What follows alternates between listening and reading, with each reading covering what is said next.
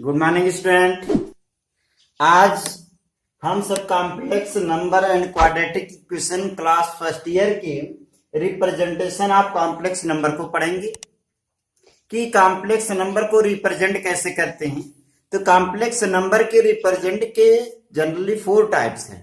पहला क्या है, ज्योमेट्रिकल फॉर्म में है, ज्योमेट्री के माध्यम से है।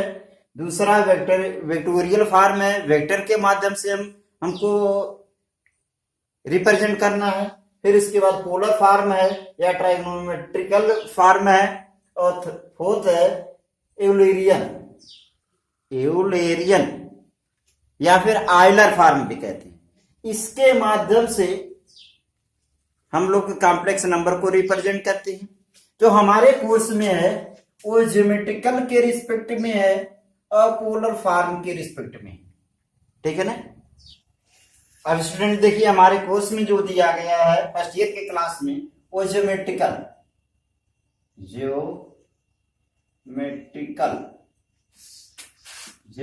फॉर्म हमारे कोर्स में है, जो वो ज्योमेट्रिकल फॉर्म है। ज्योमेट्रिकल फॉर्म के माध्यम से कोई भी कॉम्प्लेक्स नंबर है उसको रिप्रेजेंट करते हैं। जैसे लेट कॉम्प्लेक्स नंबर अगर z दे दिया है a plus i b form में, ठीक है ना, आई बी फॉर्म में। अगर a plus i b form में दिया गया है कॉम्प्लेक्स नंबर, अगर इसको किसमें ऑर्डर पेयर में अगर लिखें, ऑर्डर पेयर में लिखें, देन इट्स ऑर्डर पेयर में अगर लिखें तो a कामा b हो जाएगा, ठीक है ना, a कामा b हो जाएगा। अब a अगर इसका कोऑर्डिनेट कोऑर्डिनेट में इस तरीके से कोऑर्डिनेट अगर बना लिया जाए, कोऑर्डिनेट है ये x एक्सिस है, ये x डैश एक्सिस है, या वो x पे माइनस है, ये y है, y पे माइनस एक्सिस है, ठीक है। अगर इस पर कोई पॉइंट अगर z इज इक्वल टू दिया ए बी, कोई पॉइंट यहाँ पे मान लीजिए p है, ये a कामा b के रूप में, तो यहाँ पे जो x एक्सिस पे चलेगा उसको पहले ये मानते हैं, ये रियल पार्ट इस पे शो किया जाता है, रियल पार्ट, ठीक है, रियल पार्ट इसको शो किया जाता है। जो y एक्सिस है उस पर क्या है, इमेजिनरी पार्ट शो किया जाता है, अगर कोई पॉइंट P है ए बी के रूप में है, तो ए बी का मतलब क्या है, x एक्सिस पे कितना डिस्टेंस कवर किया है, x एक्सिस पे a डिस्टेंस कवर किया है, तो यहां से अगर ये a डिस्टेंस और y एक्सिस पे कितना b डिस्टेंस कवर किया है, तो यहां से अगर इस तरीके से अगर देख लिया जाए तो ए बी हो जाएगा। यहां से अगर o से ये अगर o हो ओरिजिन हो इसका, तो ओपी क्या डिस्टेंस हो जाएगा, ये अभी देख रहे हैं कि ये a डिस्टेंस है, ये b डिस्टेंस है। तो अगर पाइथागोरस थ्योरम का अगर यूज करेंगे तो यहाँ पे बनेगा हाइपोटेनस बनेगा, हाइपोटेनस का वैल्यू क्या बनेगा, a स्क्वायर और प्लस b स्क्वायर, ठीक है ना। अब ये कोई भी कॉम्प्लेक्स नंबर को जिस प्लेन पर जिस कोऑर्डिनेट में रिप्रेजेंट किया जाता है वह प्लेन एक्स वाई प्लेन कहलाता है, 2 डायमेंशनल में एक्स वाई प्लेन कहलाता है, ठीक है ना। कोई भी, फिर से सुनिए, कोई भी कॉम्प्लेक्स नंबर को किसी ऑर्डर में अगर रिप्रेजेंट करने के लिए जिस एक्स वाई प्लेन पर जिस कोऑर्डिनेट में एक्स पे रिप्रेजेंट किया जाता है वह एक्स वाई प्लेन कहलाता है, ठीक है ना। अब जिस प्लेन पर, यहां से वो देख लीजिए, the plane in which we represent a complex number geometrically, ठीक है ना। कोई भी अगर ज्योमेट्रिकली तो रिप्रेजेंट कर रहे हैं ना, तो जो प्लेन ज्योमेट्रिकली रिप्रेजेंट किया जा रहा है वो प्लेन क्या कहलाएगा, ठीक है ना। ये क्या कहलाएगा, ये कॉम्प्लेक्स जो प्लेन है वो कहलाएगा Argand plane, Gaussian plane, complex plane, ठीक है ना। किस नाम से जानते हैं, लिख दे, the plane in which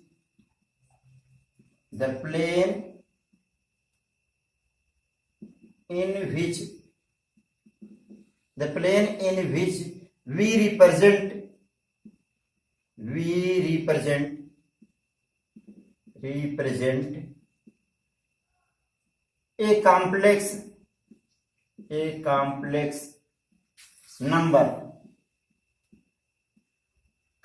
number in geometrically, ठीक है ना, इन ज्योमेट्रिकली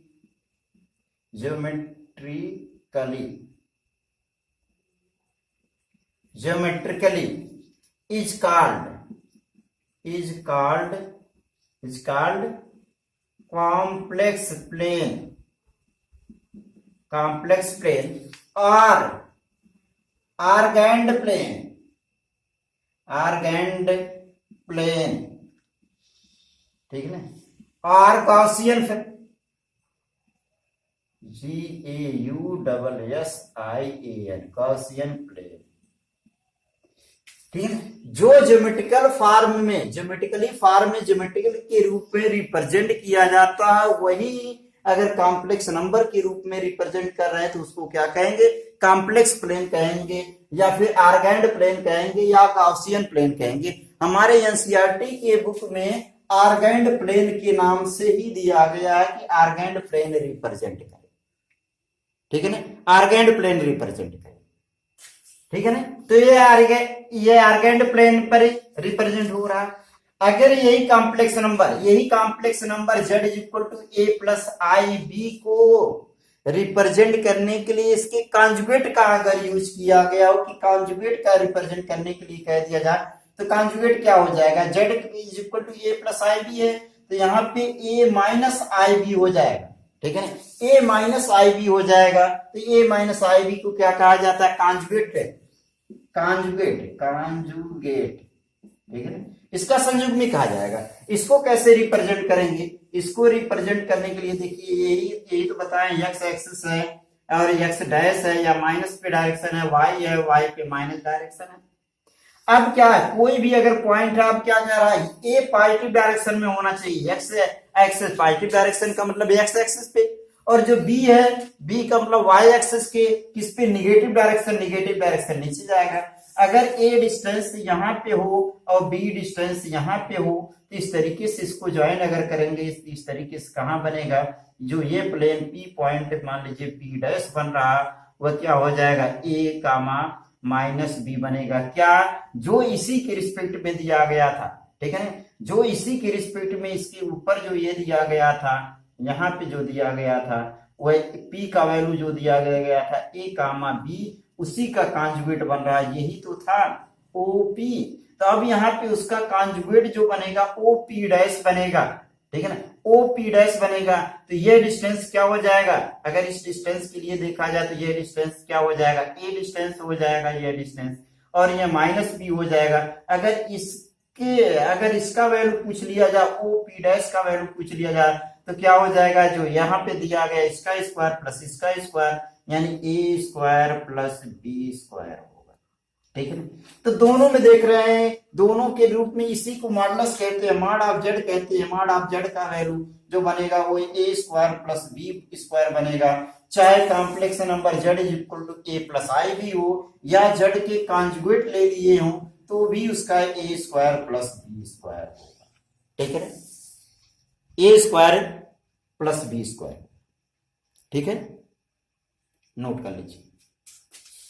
यहां से क्या स्पष्ट हो रहा है, इस फिगर से क्या स्पष्ट हो रहा है, कि जो z दिया था, z का इमेज, जो z दिया गया था, z का ही तो इमेज बन रहा है z, ये जो z पहले दिया गया था PAB, उसी का तो इमेज बन रहा है। आर्गैंड जो प्लेन पर z का ही तो इमेज बन रहा है, a माइनस आई बी। इसी तरीके से यहाँ कोई पॉइंट होता है, इसका यहाँ इमेज बन जाता है, ठीक है ना, ठीक है ना, तो इतना नोट कर लीजिए।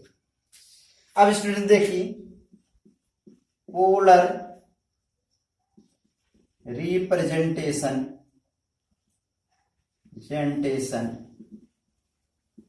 ऑफ ए कॉम्प्लेक्स नंबर, ठीक है। पोलर रिप्रेजेंटेशन, पोलर को हिंदी में क्या कहते हैं, ध्रुवीय रूप कहते हैं। आर्गेंट प्लेन को हिंदी में क्या कहते हैं, आर्गेंट रूप ही कहते हैं, या हिंदी में लिखा जाता आर्गेंडा रूप, तो दोनों एक ही है। उसमें सेम पोलर फॉर्म भी ध्रुवीय रूप की तरीके से ही दिया रहता है। जैसे मान लीजिए कोई भी complex number z is equal to a plus i b के फॉर्म में दिया गया हो, तो इसको पोलर फॉर्म में इस तरीके से देखिए सेट करते हैं। कोई इस तरीके से अगर हो तो यहाँ पे x के पॉजिटिव डायरेक्शन है, x के निगेटिव डायरेक्शन है, और y के पॉजिटिव डायरेक्शन है, y के निगेटिव डायरेक्शन है। तो उसको जो आर्गेंड प्लेन पर शो कर रहे थे, तो यहाँ पे इस तरीके से कोई पॉइंट P बना था जो a कामा b के रूप में ये कितना चला था, यहाँ पे a चला था, ये b चला था, इसी तरीके से, ठीक है ना। लेकिन यहाँ क्या होगा, यहाँ ये नहीं पता रहेगा, इसमें जो होगा वो पोलर फॉर्म में ये r पता होगा, यानी OP का लेंथ पता होगा कि OP का लेंथ कितना है, तो r दिया रहा होगा और थीटा दिया होगा, ये एंगल दिया होगा। इसका यूज करके हमको बताना है, इसका यूज करके बताना है। तो यहाँ पे अगर इसके परपेंडिकुलर खींच लिया जाए, अगर यहाँ पे नाम कुछ दे दिया, O है, P है, मान लीजिए Q दिया गया है, तो यहाँ पे राइट एंगल ट्राइंगल दिख रहा है। इन राइट एंगल ट्राइंगल क्या OPQ में देखेंगे, तो यहाँ पे अगर cos थीटा का फार्मूला लगा लें, cos theta is equal to क्या बनेगा, cos theta is equal to base by hypotenuse हो जाएगा, यानी OQ बाई हाइपोटेनस का वैल्यू r है, क्रॉस मल्टीप्लाई करेंगे तो क्या हो जाएगा, OQ का वैल्यू जो हो जाएगा r cos थीटा। इसी तरीके से साइन थीटा का अगर वैल्यू रखेंगे, sine theta is equal to क्या हो जाएगा, sine theta is equal to होगा परपेंडिकुलर बाई है हाइपोटेनस, परपेंडिकुलर की जगह पे क्या है PQ है, ओवर में हाइपोटेनस की जगह पे r है, तो यहाँ पे भी PQ का वैल्यू क्या हो जाएगा, imply that PQ is equal to r sine theta होगा, r साइन थीटा हो जाएगा। अब यहाँ पे अगर यही ये जो a plus i b form में ही दिया गया हो, अगर OQ को ये कह दिया गया हो, OQ की जगह पे a होता और PQ की जगह पे b होगा, ये फर्स्ट इक्वेशन है और सेकंड इक्वेशन दिया गया है, तो यही वैल्यू अगर इसमें z पे रखेंगे, therefore z is equal to क्या है, a प्लस आई बी है ही, a plus i b form है, a की जगह क्या रखेंगे, r cos थीटा रखेंगे, और प्लस में b की जगह क्या रखेंगे, b की जगह यहाँ पे रखेंगे i के बाद r साइन थीटा रखेंगे। तो यही जो है रिप्रेजेंटेशन है a प्लस आई बी को किसमें r cos थीटा प्लस में i r साइन थीटा, या r कॉमन ले लें, साइन थीटा अगर लिख लें, तो यही जो रिप्रेजेंटेशन हो रहा है इसको क्या कहते हैं, पोलर फॉर्म में कहते हैं, पोलर फॉर्म कहते हैं, पोलर फॉर्म, ठीक है ना। अब पोलर फॉर्म कहते हैं, यहाँ पे r क्या है, r को कहा जाता है OP यानी मॉडुलस, मॉडुलस कहा जाता है, मॉडुलस कहा जाता है, मॉडुलस ऑफ z कहा जाता है, और थीटा को क्या कहा जाता है, थीटा जो रिप्रेजेंट हो रहा, थीटा को कहा जाता है argument of, argument of z कहा जाता है। थीटा जो है वो आर्गुमेंट ऑफ z है, और r क्या है, मॉडुलस ऑफ z है। अब यहाँ हमको पता करना है कि आर्गुमेंट कैसे निकलता है, मॉडुलस कैसे निकलता है। तो देखिए r कैसे निकलेगा, यहां से देख लीजिए, r निकालने के लिए क्या करेंगे, इन दोनों इक्वेशन को आपस में squaring and adding, square and add कर लीजिए। Form equation first and second का अगर यूज कर लीजिए, स्क्वायर करके एड कर लीजिए, इधर क्या बनेगा, r square cos square theta plus में r square sine square theta है, इज इक्वल टू यहाँ पे a स्क्वायर है प्लस b स्क्वायर है, ठीक है ना।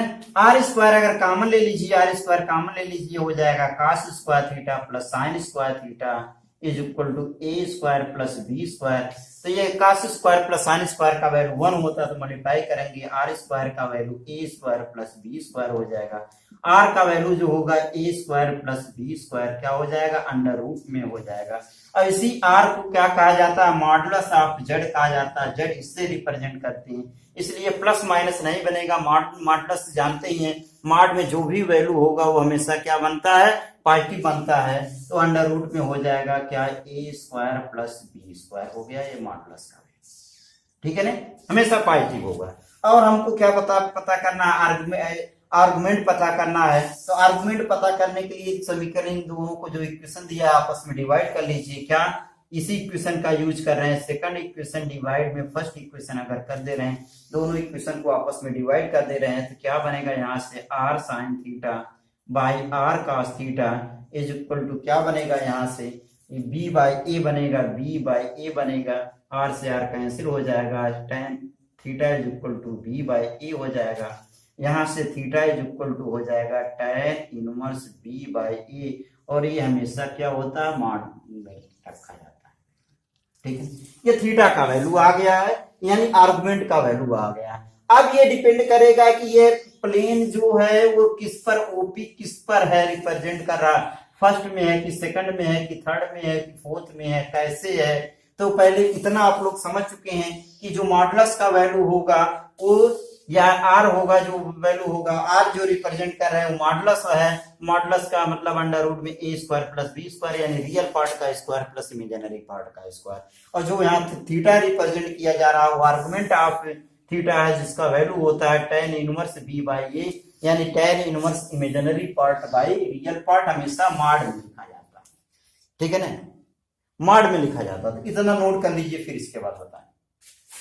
अब देखिए, जो वहां पे एंगल आया था, आर्गुमेंट का वैल्यू आया था tan इनवर्स बी बाई ए आया था, वो डिपेंड कैसे करेगा, उसके लिए जैसे अगर इस तरीके से कोई दिया गया हो, z इज इक्वल टू, कोई z इज इक्वल टू कह दिया गया है a plus i b form में है, तो वह इस रूप में बनेगा। यहाँ पे अगर है x के निगेटिव है, y के निगेटिव अगर दिया गया है इस तरीके से, अगर यहाँ पे z इज इक्वल टू कह दिया a plus i b form में अगर लिखा गया a plus i b form में, तो यहाँ से ये o होगा, ठीक ना, o होगा, ये p होगा, तो ये रिप्रेजेंट करेगा थीटा का वैल्यू जो अभी बताए हैं। इसी तरीके से अगर ऐसा कहीं दिया होता, आर्गेंड प्लेन पर इस टाइप में अगर दिया गया होता, x है, x डैश है, y है, y डैश है, ये y निगेटिव है, ये x निगेटिव, अगर ये दिया होता z is equal to minus a plus i b, अगर ये दिया होता तो ये कहाँ होता, माइनस ए है, तो माइनस ए है तो इस पे आता, इसमें सेकंड में आएगा, और सेकंड पे x के निगेटिव डायरेक्शन में, x के निगेटिव डायरेक्शन में यहाँ कहीं आएगा। इस तरीके से अगर देखेंगे तो प्लेन पर ये बनेगा, ये स्टेप होगा p, अब ये p हो जाएगा, इसका पॉइंट क्या बनेगा, माइनस ए कामा बी बनेगा। अब यहाँ से ये तो r का वैल्यू निकल जाएगा, ये r हो जाएगा, जैसे यहाँ पे ये r था, अब यहाँ पे ये थीटा जो एंगल है एंटी क्लॉकवाइज में रोटेट करके ये थीटा हो गया, यहाँ पे थीटा पहुंच जाएगा। ठीक है ना, अब यहाँ पे थीटा पहुंच जाएगा, तो ये थीटा हम नहीं निकाल पाएंगे, ये थीटा न निकाल पाएंगे, तो इस ट्रायंगल का अगर यूज करेंगे तो यहाँ पे ये एंगल यूज करेंगे, यहाँ से ये एंगल निकलेगा, अब इस एंगल के रिस्पेक्ट में निकलेगा। ठीक है, इसी तरीके से अगर यही इस टाइप में अगर लिखा गया होता, अगर ऐसा दिया हो, यहाँ पे x है, x के निगेटिव डायरेक्शन है, y है, y के निगेटिव डायरेक्शन में, अगर ये ऐसा इक्वेशन दिया गया होता z is equal to minus a minus में i, z is equal to ऐसा होता, z is equal to minus a minus i b form में होता, तो x भी निगेटिव, y भी निगेटिव, यानी रियल पार्ट भी निगेटिव, इमेजिनरी पार्ट भी निगेटिव, तब क्या हो जाता, कहीं यहाँ पे आता, थर्ड में आता, x भी निगेटिव, y भी निगेटिव, कहीं इस टाइप में आता। ठीक है, यहाँ पे आता, तो इस तरीके से इसको रिप्रेजेंट कर लेते। ठीक है, यहाँ पे p का वैल्यू जो होता माइनस ए माइनस बी बनता। अब यहाँ से ये इतना एंगल दिया है, यहाँ से ये इतना एंगल अगर दिया गया है, ठीक है ना, ये इतना एंगल अगर थीटा दिया है, ठीक है, इतना एंगल थीटा दिया है, तब कैसे निकाला जाएगा। एक केस और बनेगा, जब इस टाइप में दे दिया गया हो, इस टाइप में दे दिया गया हो कि यहाँ पे x एक्सिस है, x डैश एक्सिस है, ये y है, और ये y डैश यानी y के निगेटिव, x के निगेटिव। अब क्वेश्चन ऐसा दे दिया है x is equal to minus में a प्लस में आई बी फॉर्म में हो। ठीक है ना, तो क्या ये गलत, ये सही है, ये नहीं सही है, यहाँ प्लस होना चाहिए, ये माइनस होना चाहिए। y एक्सिस पे जो जा रहा है इमेजिनरी पार्ट निगेटिव हो जाए, तो यहाँ कहीं अगर p बनेगा, तो यहाँ से OP, ये o था, OP ये हमको चाहिए, तो यहाँ से इस तरीके से रिप्रेजेंट अगर कराएंगे, तो यहाँ से ये एंटी क्लॉकवाइज रोटेट करते हुए ये थीटा हमको निकालना है। इस तरीके से 4 केस बना है, इसका, इसका, इसका, इसका। तो आर्गुमेंट जो बनता है वो हमेशा क्या, कहाँ पे, एंटी क्लॉकवाइज में अगर रोटेट करा रहे हैं तो पॉजिटिव बनेगा, और क्लॉकवाइज में रोटेट कराते हैं तो क्या बनता है, निगेटिव बनता है। तो यहाँ पे अगर इसको ट्रायंगल का अगर यूज करेंगे, तो यहाँ से एंगल तो पता चल जाएगा, यहाँ से एंगल पता चल जाएगा। यहाँ से अगर यहाँ पे अगर यूज करेंगे तो ट्राइंगल ये बन रहा है, राइट एंगल ट्राइंगल ये पता होगा। यहाँ भी यूज करेंगे तो केवल इतना अल्फा ये पता हो सकता है, ये इतना पार्ट पता होगा। इसी तरीके से यहाँ पे अगर रिप्रेजेंट करेंगे तो ये इतना एंगल अल्फा पता होगा, ठीक है ना। ये ट्राइंगल राइट एंगल ट्राइंगल यहाँ से निकलेगा। जैसे इसके पहले क्या निकला था, tan थीटा का जो वैल्यू निकला था वो क्या निकला था, b/a निकला था, यानी थीटा का वैल्यू जो होगा tan इनवर्स b/a, ठीक है ना। tan इनवर्स ये इनवर्स फंक्शन के अंतर्गत है, इनवर्स फंक्शन के अंतर्गत है। अभी इसका एग्जांपल के रूप में समझाएंगे, ये 12 में है, फिर भी आपके कोर्स में यूज है इसलिए ऐसा लिखना पड़ रहा है। ये यूज कर रहे हैं तो यहाँ पे ये वैल्यू तो ये वैल्यू डायरेक्ट निकल जाएगा, क्योंकि ये निकाल नहीं सकते। तो यहाँ से ये इसके लिए आंसर क्या बनेगा, आर्गुमेंट का वैल्यू, आर्गुमेंट का जो भी वैल्यू बनेगा, थीटा का जो वैल्यू बनेगा, यहाँ क्या होता है 0 होता है या पाई होता है। तो इस तरीके से हमको ये थीटा निकालना है। जब अल्फा निकल गया टोटल क्या होता, पाई होता, 180 होता है ना, 180 माइनस अल्फा, और 180 को पाई कहा जाता है। तो इसके रिस्पेक्ट में आंसर क्या बनेगा, जो भी आया रहा होगा उसमें से पाई माइनस अल्फा कर लेंगे। यहाँ से क्या, यहाँ से थीटा का वैल्यू खुद का खुद आ जाएगा, थीटा ही आएगा आंसर में, ठीक है ना, आंसर में थीटा ही आएगा। यहाँ पे आंसर में ये आएगा। लेकिन अगर इसकी हम बात करें तो इसकी बात करें तब क्या आ जाएगा, इसकी बात करें, देखिए यहाँ से इस तरीके से आ रहा तो 180 प्लस होना चाहिए, और 180 प्लस होना चाहिए इस तरीके से एंटी क्लॉकवाइज में। जबकि आर्गेंड जो ये पोलर फॉर्म में रिप्रेजेंट किया जाता है वो 180 नहीं बल्कि माइनस पाई, जो आर्गेंड प्लेन पर लाई करता है एंगल, आर्गेंड प्लेन पर जो एंगल लाई करता है वो कितना होना चाहिए, वो माइनस पाई से, ठीक है ना, माइनस पाई से क्या होना चाहिए, ग्रेटर होना चाहिए, और less than or equal to pi होना चाहिए, ठीक है ना। पाई के बिलो आर इक्वल होना चाहिए, माइनस पाई से क्या होना चाहिए, ग्रेटर होना चाहिए, इसी के बीच में होना चाहिए। तो इसके लिए क्या हो जाएगा, पाई माइनस अल्फा, यहां से मैं मैच कर गया। अब यहाँ पे जब ये बात आएगा तो इस ये एंगल हमको चाहिए, ये एंगल अगर चाहिए तो ये एंगल इस तरीके से नहीं निकाल पाएंगे। इस एंगल को यहाँ हम फिर से बता दे रहे हैं, इसको यहाँ फिर से बता दे रहे हैं, ये यानी ये रॉन्ग हो जाएगा। तो इसको यही है ना रिप्रेजेंट कर रहे हैं, यही रिप्रेजेंट कर रहे हैं। यहाँ पे कोई पॉइंट है, इस तरीके से ये पॉइंट है, यहाँ पे ये आया था, ये पी था, क्या है माइनस ए माइनस बी है, इस टाइप में। तो ऐसा कर सकते हैं ना, ऐसा कर सकते हैं जब हमको अल्फा ये पता हो गया है, जब इधर से रोटेट कराते थे तो पॉजिटिव मानते थे, इधर से रोटेट करा रहे हैं, 0 है पाई है, तो क्या हो जाएगा, निगेटिव में हो जाएगा। जब निगेटिव में हो जाएगा, यहाँ से ये निगेटिव है, निगेटिव में हो रहा है पाई, ये एंगल क्या चल रहा है, ये एंगल निगेटिव चल रहा है इस तरीके से ना, इस तरीके से निगेटिव इधर से अगर ले जाएंगे तो यहाँ तक पूरा टोटल क्या हो जाएगा, माइनस पाई हो जाएगा, ठीक है ना। यहां से टोटल यहां तक का क्या हो जाएगा, माइनस पाई हो जाएगा। यहां से टोटल देखिए थीटा का वैल्यू बनेगा, टोटल ले जाने कितना हो जा रहा, माइनस पाई हो जा रहा, माइनस पाई है ना, और माइनस पाई, और ये क्या है, ये क्या है, अल्फा है, और अल्फा क्या है, ये पॉजिटिव है ना, इधर से आ रहा था अल्फा, अल्फा तो इधर से आ रहा था, तो पॉजिटिव है, तो ये हो जाएगा अल्फा, ठीक है ना। अब यहाँ इसके लिए ये हो जाएगा आंसर, इसके लिए आंसर ये हो जाएगा क्या, माइनस पाई प्लस अल्फा हो जाएगा, ठीक है। इसी तरीके से अगर फोर्थ की बात करें तो फोर्थ के लिए भी ये गलत है। अब इसके लिए है, देखिए इसको फर्स्ट फिगर, इसको सेकंड फिगर मान लिया गया हो, और ये थर्ड फिगर है, और थर्ड का ही यहाँ पे बताएं। इसी तरीके से अगर फोर्थ फिगर हो तो फोर्थ का यहाँ बता दे रहे हैं, वही चीज इस तरीके से रिप्रेजेंट कर रहे हैं। यहाँ पे ये दिया गया, ये दिया गया, यहाँ पे आया क्या था, ये पॉइंट आया था, इस तरीके से जो P बना था, क्या बना था, A माइनस में B बना था। इस तरीके से हमको क्या ये एंगल निकला था, ये एंगल निकला था, ये एंगल अल्फा निकला था, जबकि हमको चाहिए था ये टोटल एंगल चाहिए था। तो इधर से देखिए, वहां से 0 है, ये पाई है, इस तरीके से टोटल एंगल क्या आता, यहाँ से टोटल का टोटल जो एंगल आता, वो टोटल एंगल क्या निगेटिव चलता, तो ऑलरेडी यहीं से निगेटिव हो जाएगा, जो थीटा का वैल्यू हो जाएगा वो क्या हो जाएगा, माइनस में अल्फा हो जाएगा, जो एंगल बनेगा माइनस में अल्फा हो जाएगा, ठीक है ना, माइनस अल्फा हो जाएगा। आया ना समझ में, ठीक है।